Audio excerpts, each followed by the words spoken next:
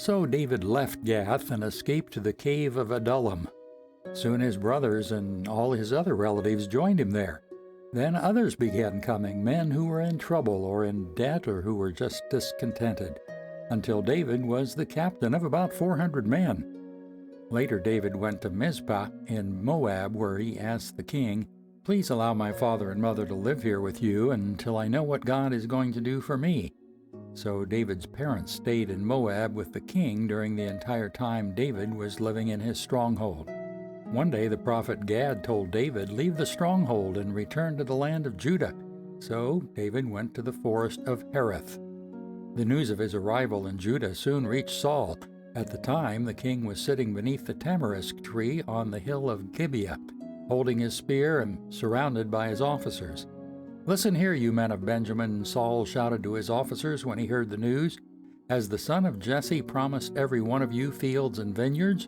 Has he promised to make you all generals and captains in his army?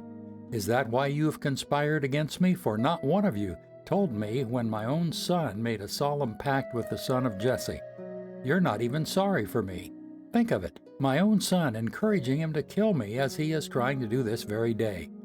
Then Dag the Edomite, who was standing there with Saul's men, spoke up. "When I was at Nob," he said, "I saw the son of Jesse talking to the priest Elimelech, son of Ahitub. Elimelech consulted the Lord for him. Then he gave him food and the sword of Goliath the Philistine." King Saul immediately sent for Ahimelech and all his family who served as priests at Nob.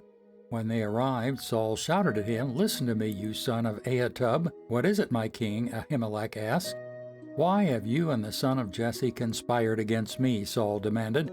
"Why did you give him food and a sword? Why have you consulted God for him?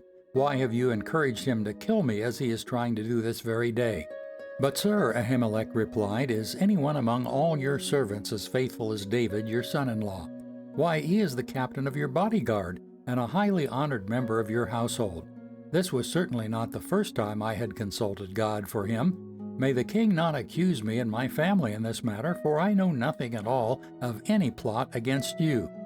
"You will surely die, Ahimelech, along with your entire family," the king shouted, and he ordered his bodyguards, "Kill these priests of the Lord, for they are allies and conspirators with David. They knew he was running away from me, but they didn't tell me." But Saul's men refused to kill the Lord's priests.